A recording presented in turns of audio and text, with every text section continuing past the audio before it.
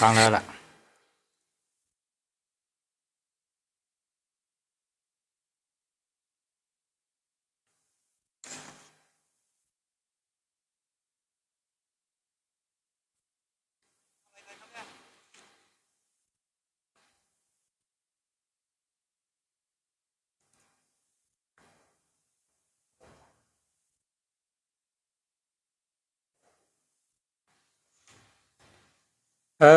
เมื่อไกลในตึกไทย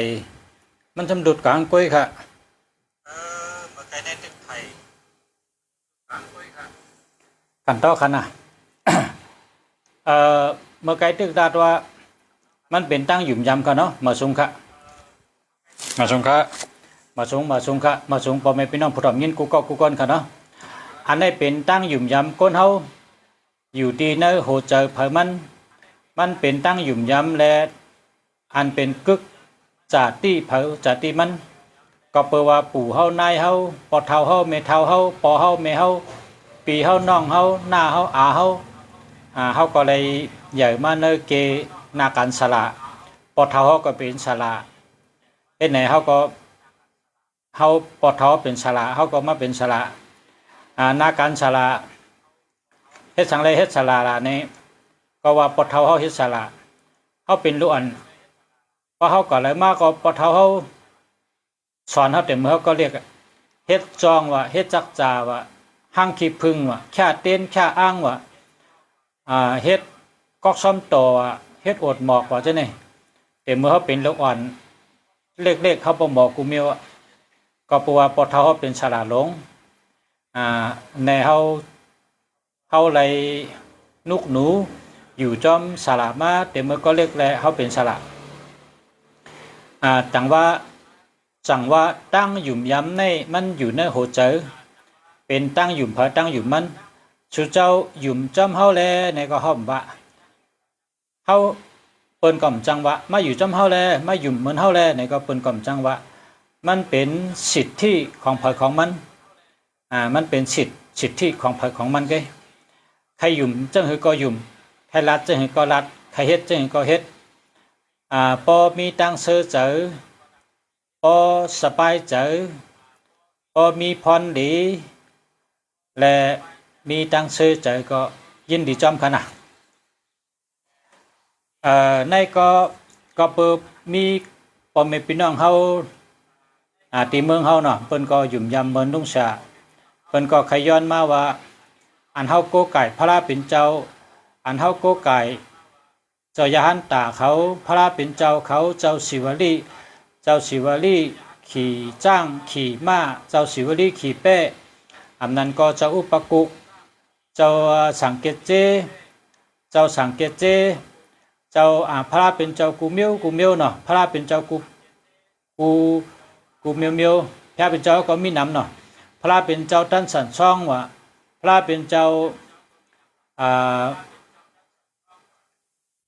นักกามุงว่าพระเป็นเจ้าสินหนึ่งว่าให้ไหนเนาะพระเป็นเจ้าก่อเมืองว่าให้ไหนเพิ่นมีหลายชื่อปัจจุบัน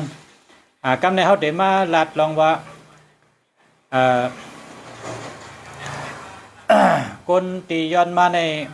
เปิ้นก็มีมโหเจอเขาเสรีงามหยุ่มยำพระเป็นเจ้าต่างขี้มอมจอมโหนะหยุ่มยำพระเป็นเจ้าหยุ่มยำตราต่อเจ้าหยุ่มยำสังขาต่อเจ้าหยุ่มย้ำสละสมาเจ้าเกจูหยุ่มย้ำกลุ่มพ่อกลุ่มเมเจ้าเกจูเขาจะหยุ่มย้ำและเขาจะย้อนมากาถพระเป็นเจ้าข้าในจ่องไปแล้วสร้างเจิงห้าเนี่ยเขาสร้างก็เหลียวเขาพอถึงเดินมนกลางเนื้อเจ้าสีมองกึ่งเนี่ยเขาเอาอันดุงเสียผุยเนี่ยผุยเว้นในเข่งพระผุยกูวันก็เลยผุยกูวันก็เลยก็กังเนื้อเจ้ามือตันวันดีแล้ววันเกิดเท่าแล้วเหลินรับเหลินมน8 คำรับมนเด้อนะก้อยกาพอเหลินมนได้อย่าไปดุดนะพอเหลินมนได้อย่าไปดุดหังได้ผุยตาเสพอเหลินมนมันได้เฮ็ดให้พุงตะโคสองเฮานั้นขึ้นมาแทงพุงตะโคใหญ่แทงพุงตะโคได้ใหญ่แทงในพอเฮาโกไก่เฮาก็เลยพรดีพุงตะโคในแห้งก็ดีกันนั่น มันเหมือนจังก้นเฮาน่ะก้นเฮาเนี่ยจะมีศีลเนี่ยนะเพิ่นว่าเพราะมีศีลในเป็นห้องก้นแมทเพราะเผยมีศีลในว่าศีลหาในเป็นห้องก้นแมทนะก้นเฮาในมีศีลในเป็นว่าก้นแมทศีลหาในนะการในพระเป็นเจ้าเนี่ยจ่องไปเลยสร้างใจห้าจ่องไปเลยต่างอันนี้กับจาห้าเนี่ยเฮาก็ต่างอันเป็นต่างมาที่จ้องก็มีอันเป็นต่างมาเมื่อเป็นเฮ็ดก็มีเฮาคำต่างแทงในก็ซ้ำหนึ่งแค่ดีแทงนะมันเหมือนจังว่าพุงตะโคเขาจะคืนติ๊กเข่งพลาเฮาในก็เฮ็ดมดเฉยเฮาโหลเจ็ดกูเหลือนโหลเจ็ดโหลถูให้มันมดเฉยพลาเป็นเจ้าเฮาก็โหลเจ็ดให้มดเฉยทัดปุ่งเฮาก็โหลเจ็ดให้มดเฉยแล้วก็หมั่นจำเฮาก็โหลเจ็ดให้มดเฉยหมั่นตาเฮาก็โหลเจ็ดให้มดเฉยเพราะมันมดเฉยในมันหันดีนะก็เพราะฉะนั้นแหละเฮาโหลพลาเป็นเจ้าเฮาก็ไก่นี่ก็เฮาโหลเจ็ดนะ1 เดือน 1 ปอกเฮาโหลเจ็ดปันเข่งพลาก็โหลเจ็ดบอกบ่อน้ำก็โหลล่างแล้วก็พลาก็โหลเจ็ดโหลล่างโหลถูได้นะเจ็ดให้มดเฉยตาเสแต่ไรมีพุงตันโคนั่นกันเนาะล็อกลายหามีพุงตะโคนำขึ้นมาแทงพุงตะโคงเฮืองแทงพุงตะโคงแห้งแทงเฮาขาดได้รัดมื้อนี้ว่าจังไหนกันนะนะโมตัสสะภะคะวะโตอะระหะโตสัมมาสัมพุทธัสสะนะโมตัสสะภะคะวะโตอะระหะโตสัมมาสัมพุทธัสสะนะโมตัสสะภะคะวะโตอะระหะโตสัมมาสัมพุทธัสสะเนาะนังฮือเตหลีเย้าหลีแทงแคมเย้าแคมแทงฮือเฮืองเย้าฮือเฮืองแทงขึ้นเหย่เย้าขึ้นเหย่แทงฮู้เย้าฮู้แทงหมอเย้าหมอแทงแคมเย้าแคมแทงลองการปกป้องกูเมียวเมียวกูไปไปกูเจอเจอกูตั้งตั้งให้ขึ้นเหย่มาสูงหลีเสอ่อนตอนเสเก่าแคมเย้าแคมแทงหลีเย้าหลีแทงขึ้นเหย่เย้าขึ้นเหย่แทงหมอเย้าหมอแทงคัดเจอปกป้องให้แคมแคมเฮาขันนับถือศาสนาพุทธพระเป็นเจ้านะนามตัสสะสามกรรมยกวะปุกธรรมสารนัมกัสสามิธรรมัมสารนัมกัสสามิสังฆัมสารนัมกัสสามิตุติยมปิปุกธรรมสารนัมกัสสามิตุติยมปิธรรมัมสารนัมกัสสามิตุติยมปิสังฆัมสารนัมกัสสามิตาติยมปิปุกธรรมสารนัมกัสสามิตาติยมปิธรรมัมสารนัมกัสสามิตาติยมปิสังฆัมสารนัมกัสสามิสาธุสาธุปุกท่าตันโคอยู่เนื้อโหเกาคาเฮอเมือนนังลาบหลีมีผลเงินผลคำมาตองก็โหคาเสกำขาธรรมะพงตันโคอยู่เนื้อโหเกาคาเฮอเฮกังเพเขียนยานชูเฮอเฮกังปันเพเขียนยานชูกูเมียวเมียวอย่าไปฮบอย่าไปง่ายานชูอย่าไปมียานชูลาลาขาสังฆะพงตันโคสังฆะเจ้ากุ่งสังฆะเจ้าอยู่เนื้อโหเกาคะเฮอคาลอดอแปดกายกรรมวจีกรรมมโนกรรมอแปดตั้งหลงเฮอคาลอดกลางเสียงเสียกรรมขาอันใดลัดพิษแดสังอันใดว่นพิษแดสังอันใดเฮ็ดพิษแดสังเฮอคาลอดป้นตามอแปดตั้งเสียงเสียกรรมขากุ่งปอกุ่งเมพุงตันโคอยู่เนื้อโหเกาคาเฮอเกาคาอาโลสันตะเฮอเปว่าเฮอเปจุงเต็มทนกูมีเมียวเสกำขาเฮออาโลสันตะเกาคาเปว่าเปจุงเต็มทนเสกำขาเฮอโลยาสันตะตั้งโลอาโลสังโลยาสันตะกลางใจคาเนี่ยเฮอเปจุงเต็มทนกูมีเมียวเสกำขาสยาคูบาอาจันชาสมาเจ้ากิจูพงตันโคอยู่เนื้อโหเกาคาเฮอคามีญาณปิญญาป่องแจงแรงเจอญาณปิญญาลีป่องแจงแรงเจอกูเมียวเมียวกูไปไปเสียกำขาว่าจะไหนกะอ๋อกำในธรรมะเข้ามาเอากัดถางเนาะกัดถาในเปิ้นห้องว่ากัดถาต่างอันนี้ก็จะต่างอันนี้ก็จะพระเป็นเจ้าต่างอันนี้ก็จะคุบ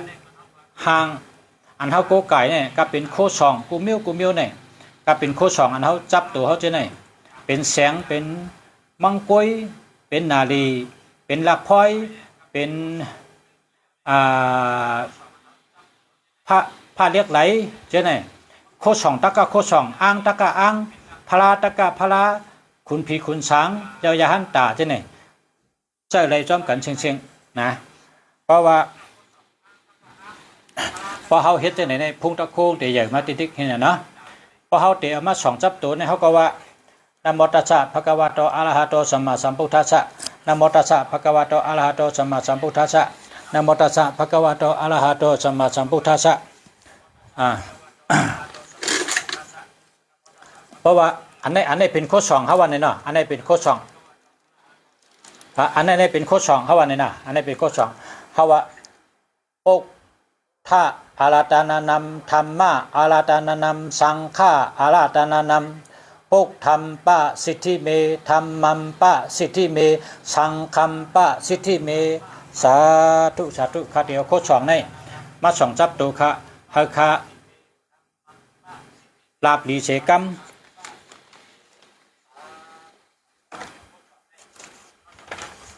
เฮาคะลาบลีเสกัมเฮามีผลเงินผลคำต้องลงมาเหนือหัวเก่าคาเสกัมเฮาคะหลอดเพศหลอดหยันกุมิเมียวเสกัมเฮาคาป้นหลอดอาเป็ดเพกุมิเมียวเสกัมเฮาคาป้นหลอดอาเป็ดดังเสียงเสกัมอันนังอโลสันตะคาเฮเปว่าเปจุงเสกัมเฮาคามีญาณปัญญาเฮาคามีสติปัญญาเฮาคามีญาณปัญญาสติปัญญาวิทยาปัญญาปัญญาป่องแจงแรงเจอญาณดีปัญญาดีเสกัมคะสาธุแล้วก็เอามาสองนะโคตรสองเนี่ยเพราะว่าจังไหนก็เอามาสองครับเนี่ยเป็นสองเขาเป็นโคตรสองครับเนี่ยนะเป็นโคตรสองเป็นจังไหนใครเป็นโคตรสองอันไรก็เย้าเพราะเขาคาเอากระถาให้ผุยไว้ตีมีโคตรสองเขาก็ตะโค้งแต่ขึ้นได้เดือพุงตันโคมันอ่ะพุงตันโค้งแต่แห้งได้เดือหนังหือพุงตันโค้งแต่แห้งนะเพราะเขามีพลาพอถึงเดือนบนเนี่ยกลางเจ้าสีมองกึ่งเนี่ยให้ผุยไว้กำเดียวอย่าไปริมละลาเพราะเดือนบนนะเพราะว่าเดือนบนเนี่ยมันตันในก็ตันวันใดก็เฮ็ดวันนั้นอะไรกูวันอ่ะเพราะใจเขาเกี่ยวเพราะใจเขาเกี่ยวมีเขาเพราะว่าใจเขามีตั้งมนชื่อเนี่ยเป็นวันดีอ่ะนะวันไหนวันที่เขาเกี่ยวใจชื่อใจในวันนั้นเป็นวันดีของเขาอ่ะนะวันดีก็ไรวันศีลวันธรรม8 คำรับมนก็ไรนะพอเหลือมนในหนึ่งแค่ให้เปิ้นนั่นกะเนาะกำในคาเตมาฮอตตีเนื้อมอนกัดถางเอานะตั้งแต่ในการในเป็นกัดถาเต้ๆกันเดียวเป็นมอนกันเดียวเป็นลอดมอนกันเดียวนะสาธุเจ้าสาธุนะโมตัสสะภะคะวะโตอะระหะโตสัมมาสัมพุทธัสสะนะโมตัสสะภะคะวะโตอะระหะโตสัมมาสัมพุทธัสสะนะโมตัสสะภะคะวะโตอะระหะโตสัมมาสัมพุทธัสสะ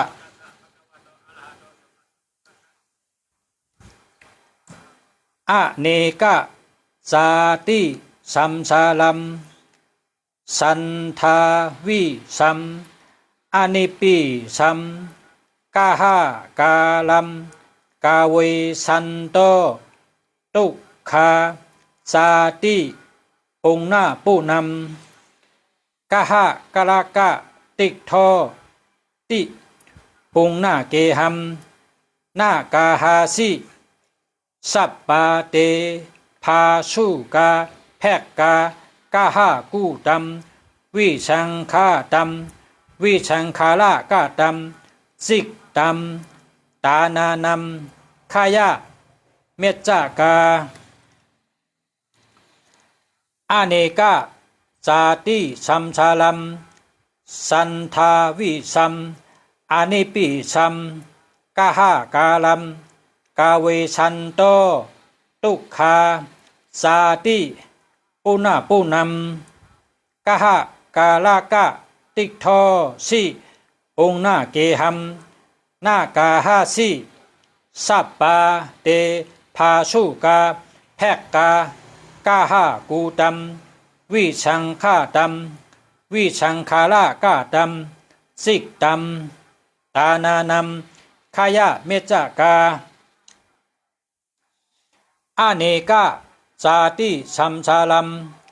สันทาวิสัมอานิปิสัมกาหากาลัมกาเวชันโตตุขาสาติ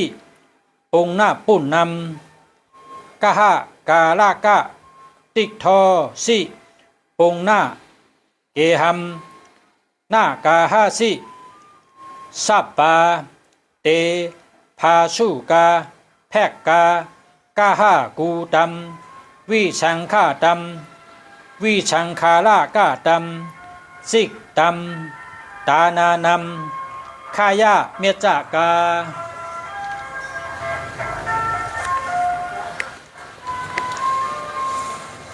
อาวิจาเปจจายาสังขาราสังขาราเปจจายาวิญญาณัมวิญญาณาเปจจายานามารูปัมนามารูปะเปจจายาสลายตานัมสลายตนาปัจจายาตานาปัจจายาตานาปัจจายาอุปาทานัมอุปาทานาปัจจายาภาโวภาวะเปจจายาจาติเปจจายาจาลามาลานังโสกะปริเทวะทุกขะโตมนัสสุปายาสาสัมภาวุนติเอวะเมตัสสะเกวะลาสะตุกตักขันทัสสะสมุตโยโหติอวิจจายะตเววะอาเสสะวิรากะนิโรธอวิจจายะตเววะอาเสสะวิรากะนิโรธาสังขารานิโรธสังขารานิโรธาวิญญาณนิโรธวิญญาณนิโรธานามารูปะนิโรธนามารูปะนิโรธาสลายตนะนิโรธสลายตนะนิโรธาภาษานิโรธภาษานิโรธาเวทนานิโรธเวทนานิโรธาตานานิโรธตานานิโรธาอุปาทานานิโรธอุปาทานานิโรธาภาวะนิโรธภาวะนิโรธาจาตินิโรธจาตินิโรธาจาลามาลานัมโสกะปริเทวะทุกขะโตมนัสสุปายาสานิรุจันติเอวะเมตัสสะเกวะลาสะตุตักขันทัสสะนิโรธโหติ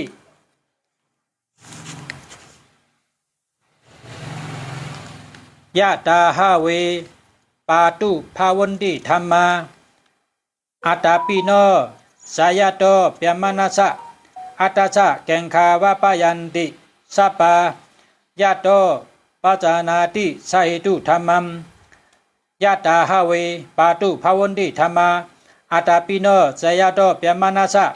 อัตตสะแกงคาวะปยันติสัปปายะโตขยัมเปจจายานัมอเวติ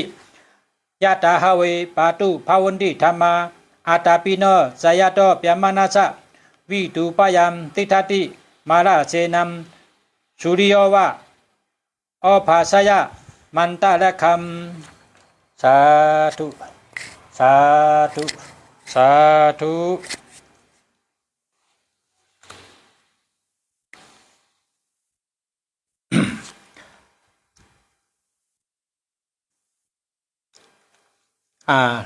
หมายคับลองต่างอเนกจาเพราะต่างอเนกจาจึงเมื่อกังเนอเจ้าพ้องอายุงจำคืนนาโหเมืองจำเสยนั่นเนือเข่งพระนั่นปัดเพียวดุมลาเฮมดเสยลีพอมีเผินเข่งพระห้างขอเฮมาห่างแฮนตีเข่งพระเตไรปัดปูหลูเมดุมลาเฮมีรองป่างแลมดเสยลีหุ่นห่างพระเป็นเจ้าก็เฮไรมดเสยตีอยู่ตีนังพระเป็นเจ้าตีตั้มบอกหมอน้ำตีตั้มน้ำตีเจาะต้มตีตั้มซ้อมต่อจะไหนเฮมดเสยลีงามก็เป็นเฮิรนกวางจึงตีเตต่างอเนกจานั่นสังเป็นได้เฮล้อมพายาจมัดเอาต้นกล้วยต้นอ้อยต้นกล้วย4 ต้นต้นอ้อย4 ต้นต้นกล้วย4 ต้นต้นอ้อย4 ต้นเอามามัด4เจงเชคัดพายาจมัดเฮ็ดพายาจมัดเย้าพอคัดพายาจมัดเย้าโหลหางแฮนไว้ตาติต่างอเนกจาพระเป็นเจ้านั่น เอาพระปิ่นเจ้าตั้มไว้ในกลางมันดีๆงามๆเฉต่างอันนี้กระจาไหลหมอกหมอน้ำเต้นไตเต้นหอมเต้นเลี้ยงน้ำช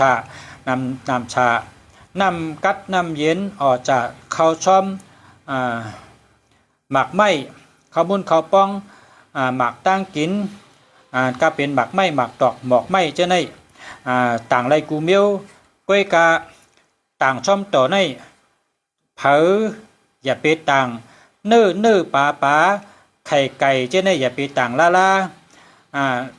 อันปดต่างช่อมต่อพระปิ่นเจ้าในเฮาต่างอาสักลอดเมื่อหนังหมักไม้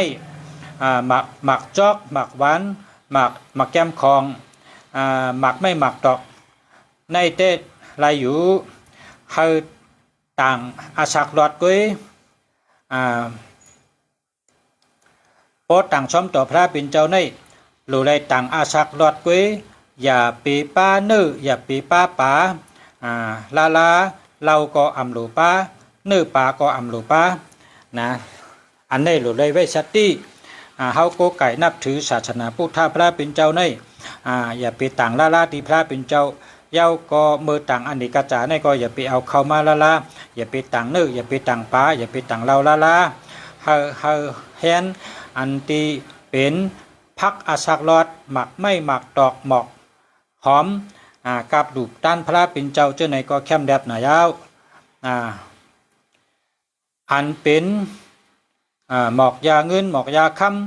ำอันกึกจอมอันกุกกาจักจ่าจอง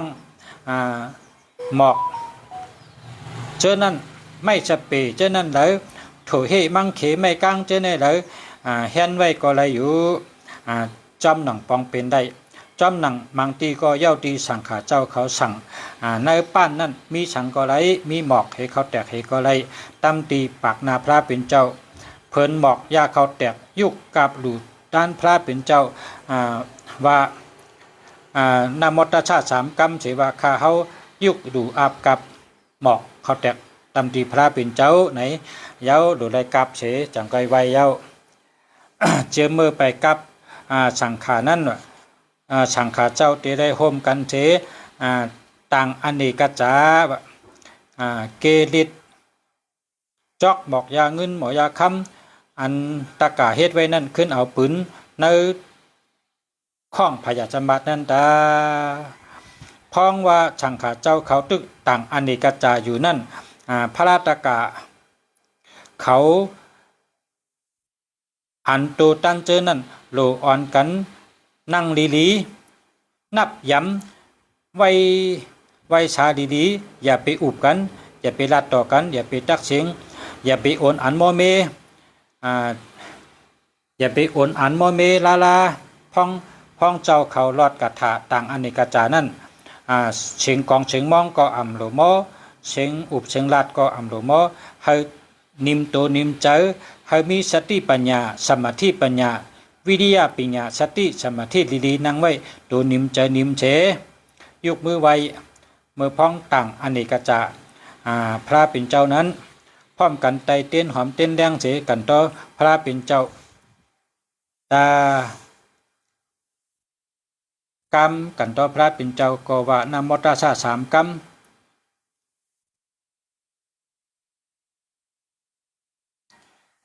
นามตัสสะสามกรรมย่อก็ต่างอเนกจาสามกรรมย่อก็หลอดกุ่งพระตระสังฆะอิติปิโตอิติปิโสสักขะโตสุปฏิปันโนแล้วก็หลอดกถาอ่องแปดเปิงแล้วก็หลอดประธานเปเจเช้าสี่แล้วก็หลอดปุปปนาสุขหลอดภวตุต่อถึงตีชุดเมื่อเตลูซ้อมนั่นยุคเพิ่นหมอกตึงเก่าจู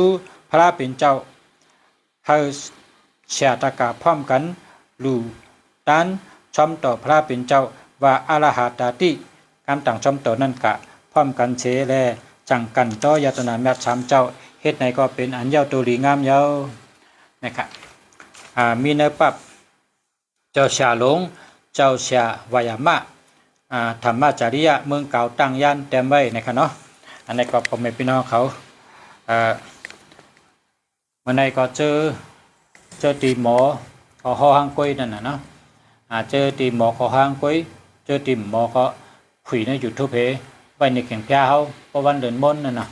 พระเป็นเจ้าเขามีพุงทั้งโคใหญ่นะเขามีพุงทั้งโคใหญ่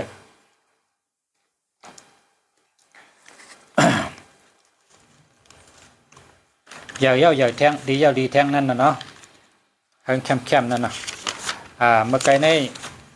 กำในคาเตห่อ10กว่าอันจอมหนังเขาจะรัดนั่นน่ะเมื่อไกลในเขาจะว่าเฮาห่ออิติปิโสครับว่ากำในเตห่ออิติปิโสน่ะพอต่างอันนี้กระจายก็ว่าอิติปิโสนะครับอิติปิโสภะคะวาอะระหังสัมมาสัมพุทโธ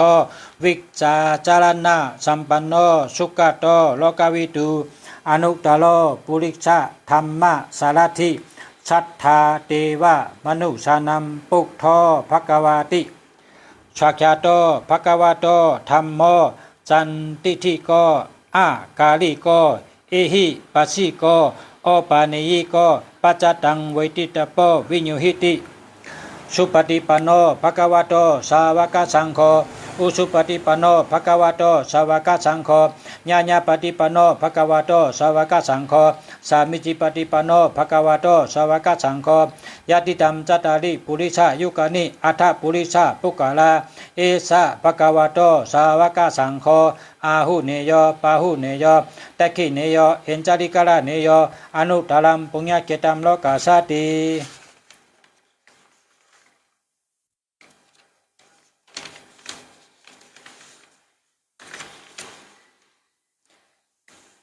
ยามตุงนิมิตัมอวามกะเดนจาโยจามานัมโบเสกุณาสาสะโตปะปะกะโหตุสุปินัมอากันตัมปุถานุภเวนะวินาศาเมนตุยามตุงนิมิตัมอวามกะเดนจาโยจามานัมโบเสกุณาสาสะโตปะปะกะโหตุสุปินัมอากันตัมธัมมานุภเวนะวินาศาเมนตุยามตุงนิมิตัมอวามกะเดนจาโยจามานัมโบเสกุณาสาสะโตปะปะกะโหตุสุปินัมอากันตัมสังฆานุภเวนะวินาศาเมนตุทุกขปราจานิทุกขพยาปราจานิพยาโสกปราจานิโสกาหุนตุสเปปิปานิโนเอตาวราจาอามิหิสัมปตัมปุญญาสัมปตัมสเปเทวานุโมตันตุสัพพทิสิทธิยาทานัมตัตันตุสัทธายาสีลัมละขันตุสัพพตาภาวนาพิระตาหุนตุเกสันตุเทวตากาตาสัพเพปุถาปะระปะตาปิติกานินจายามปาลัมอรหัมตานินจาเตเจนรคัมปรามิสัพพะโสสัพเพพุทธายาสัพพตาปิติกานิจายามยาสัมอรัมตานิจาเตเจนะระคัมปรามิสัพพะโสสัพเพพุทธาสิริปตาปิติกานิจายามสิริงอรัมตานิจาเตเจนะระคัมปรามิสัพพะโสสัพเพพุทธาอิทิปตาปิติกานิจายามอิทิงอรัมตานิจาเตเจนะระคัมปรามิสัพพะโสสัพเพพุทธาเขมปตาปิติกานิจายามเขมัมอรัมตานิจาเตเจนะระคัมปรามิสัพพะโสสัพเพพุทธาจินาปดาปิจิกานิจายามจีนัมอรัมตานิจาเตเจนะระคัมปรามิสัพพะโสสัพเพพุทธาลาภปดาปิจิกานิจายามลาภัมอรัมตานิจาเตเจนะระคัมปรามิสัพพะโสสัพเพพุทธาเตจาปดาปิจิกานิจายามเตจัมอรัมตานิจาเตเจนะระคัมปรามิสัพพะโสสัพเพพุทธาปดาปดาปิจิกานิจายามปาลัมอรัมตานิจาเตเจนะระคัมปรามิสัพพะโสสัพเพพุทธาสัพเพธัมมาสัพเพสังฆาปะระปะดาปิจิกานิจายามปาลัมอรัมตานิจาเตเจนะระคัมปรามิสัพพะโสสัพเพพุทธาสัพเพธัมมาสัพเพสังฆายาสัพพะดาปิจิกานิจายามยาสัมอรัมตานิจาเตเจนะระคัมปรามิสัพพะโสสัพเพพุทธาสัพเพธัมมาสัพเพสังฆาสิริปตามปิติกานิจายามสิริงอรัมตานิจาเตเจนะระคัมปรามิสัพพะโสสัพเพพุทธาสัพเพธัมมาสัพเพสังฆาอิทิปราปิติกานิจายามอิทิงอรัมตานิจาเตเจนะระคัมปรามิสัพพะโสสัพเพพุทธาสัพเพธัมมาสัพเพสังฆาเขมปราปิติกานิจายามเขมัมอรัมตานิจาเตเจนะระคัมปรามิสัพพะโสสัพเพพุทธาสัพเพธัมมาสัพเพสังฆาชินะปราปิติกานิจายามชินัมอรัมตานิจาเตเจนะระคัมปรามิสัพพะโสสัพเพพุทธาสั สัพเพธรรมาสัพเพสังฆาลาภปราปิเจกานิจายามลาภัมอรหัมตานิจะเตเจนรคัมปรามิชปะโสสัพเพพุทธาสัพเพธรรมาสัพเพสังฆาเตจาปราปิเจกานิจายามเตจัมอรหัมตานิจะเตเจนรคัมปรามิชปะโสสัพเพพุทธาสัพเพธรรมาสัพเพสังฆานิจาปราปิเจกานิจายามนิจังอรหัมตานิจะเตเจนรคัมปรามิชปะโสสัพเพพุทธาสัพเพธรรมาสัพเพสังฆาจานะปดาปิเจกานิจายามจานัมอรหัมตานิจะเตเจนรคัมปรามิสัพปะโสยามกินชีวิตัมอิทธาบาหุรัมบาสกิจุวายามลาตานัมปานิตัมนาโนสามัมอาทิตตะกาตินาอิดัมปีปุเทระตานัมปฏิดัมเอตินาสัจนาสุวติโหตุยามกินชีวิตัมอิทธาบาหุรัมบาสกิจุวายามลาตานัมปฏิดัมนาโนสามัมอาทิตตะกาตินาอิดัมปีธรรมเมระตานัมปฏิดัมเอตินาสัจนาสุวติโหตุยามกินชีวิตัมอิทธาบาหุรัมบาสกิจุวายามลาตานัมปฏิดัมนาโนสามัมอาทิตตะกาตินาอิดัมปีสังเขระตานัมปฏิดัมเอตินาสัจนาสุวติโหตุภาวตุสัพพมังคลัมละกันุสัพพเทวดาสัพพพุทธานุโพยนะสัตตาสุขีภาวันตุเตภาวตุสัพพมังคลัมละกันุสัพพเทวดาสัพพธรรมานุโพยนะสัตตาสุขีภาวันตุเตภาวตุสัพพมังคลัมละกันุสัพพเทวดาสัพพสังฆานุโพยนะสัตตาสุขีภาวันตุเตภาวตุสัพพมังคลัมละกันุสัพพเทวดาสัพพพุทธานุโพยนะสัตตาสุขีภาวันตุเตภาวตุสัพพมังคลัมละกันุสัพพเทวดาสัพพธรรมานุโพยนะสัตตาสุขีภาวันตุเตภาวตุสัพพมังคลัมละกันุสัพพเทวดาสัพพสังฆานุโพยนะสัตตาสุขีภาวันตุเต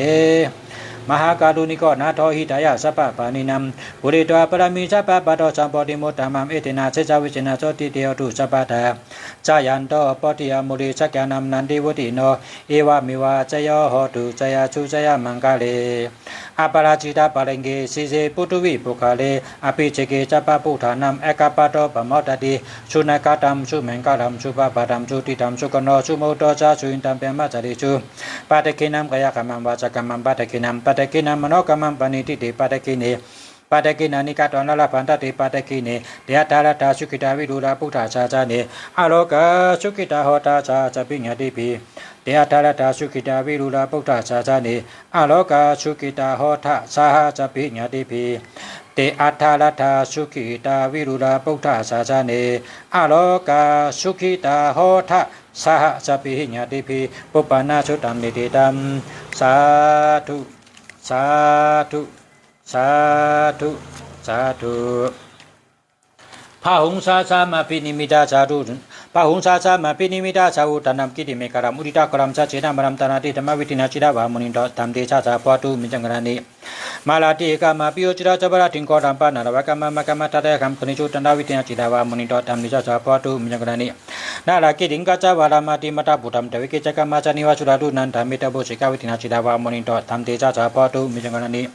อุคิตักขะมาเปียราสุราลุนันดัมทาวมเดียวจานาปัฏฐังกุติมาลาวนัมอิติปิจังกาดามโนจิดาวามนินโตธรรมเตชะชาพอตุมิจังกรณีกาตวานากาดามุตรัมอีวากัมปินิยมเจนจายาตุดาวจรัมจนากายามิเตจันินาสมวิตินาจิดาวามนินโต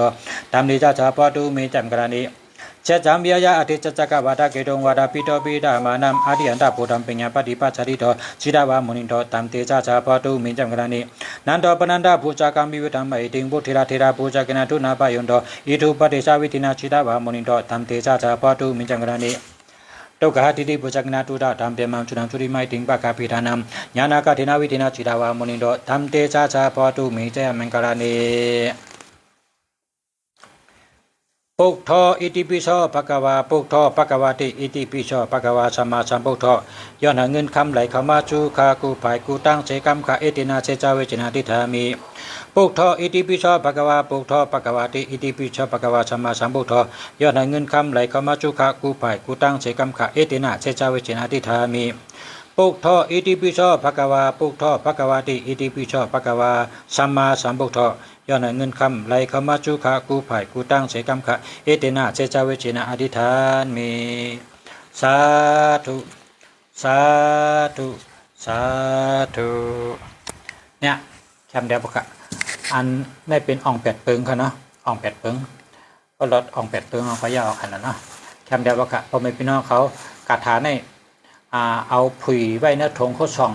เพราะว่าเขาเป็นก้นซึกในก็กังเนื้อเจ้าเขาก็เอาธงโคสองเขานั้นตำไปเห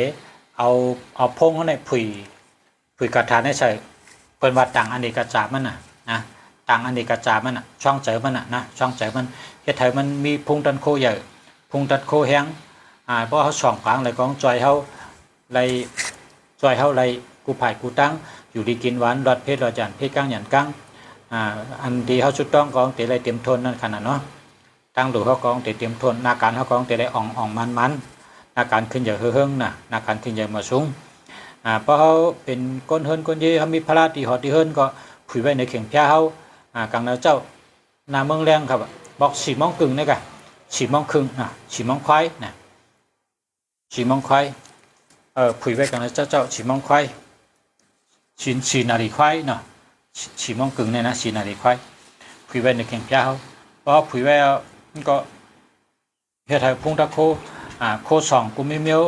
อันนั้นก็พระราเป็นเจ้าเขาอันนั้นเขาโกไก่ใช่เนี่ยแต่มีพุงตันโคขึ้นมาเฮืองเปิ้งใส่ขึ้นมาค่ะนะเหมือนจังหนังเขาเป็นก้นธรรมดาเนี่ยเนาะพอเขา1 เดือน 1 ปอกก็เดินมา1 ค่ำเดินมา3 ค่ำเดินมา7 ค่ำเขาก็อาบน้ำมะขอนเนี่ยเพราะอะไรอาบน้ำมะขอนเนี่ยเขาว่าอาบน้ำมะขอนเอาเดินมาตัวเกี่ยวใจเกี่ยวเกี่ยวลีลาปีอะให้เนี่ยนะมันเหมือนกันนะตัวก้นเขาก็หลุดลุ่มลาเย้าก็เข่งพระเป็นเจ้าเขาก็หลุดลุ่มลาลายลุ่มลาเข่งพระเป็นเจ้าได้เขาหลุดตังน้ำกัดน้ำเชยเฮหมักไม้เฮหมอกเฮเย้าก็เขาก็รอดกระถาอันนั้นค่ะรอดกระถาพระเป็นเจ้าเนี่ยเฮป้อมตันรอดเลยป้อมหมอรอดตัวนี้ก็ผุยเฮตั้มเงินเด็กเข่งพระให้เนี่ยก็มันแต่ดีกูวันค่ะเนาะผุยเจ้านะผุยกลางเนื้อเจ้า1 วัน 1 ปอกกลางเนื้อเจ้าก็เลยน้องแต่ดีกูเมียวค่ะเพราะผุยกลางเนื้อเจ้า1 วัน 1 ปอกค่ะนะผุยกลางเนื้อค่ะนะกลางเนื้อได้ไข่ไตเต้นหอมก็เลยไข่ไตเต้นเพียงแต่งก็เลยพอเขามีตีนะป้อมมีตีก็หลูน้ำกัดเฮหลูหมอกเฮหมักไม่เฮก็เลยอะค่ะนะมันพระเป็นเจ้าเขาเนี่ยพอไว้ว่าดูอย่าด้านน้ำก็ชูหยุ่มยำพระเป็นเจ้าเนี่ยดูไรพวกฐานนกสติเนี่ยคุกจะไรก็ไรกูชูยาวนะพวกฐานนกสติก็คุกจะไรกลุ่มแค่เจ้าเฮก็รอดกัดถาอิติปิโชเฮชักยาโตเฮชุปฏิปโนเฮนั่นช่ำเฮเปิลนะยันชูเหตุปอมเป็นพี่น้องผู้ทำยันเขากูเกาะกูเจ้ายันให้อยู่ดีกินวันเหตุการณ์ขึ้นใหญ่มาสูงยันให้อยู่ดีมีเงินทางดีกึกปืนกูเกาะกูก้นกะมาสูงค่ะ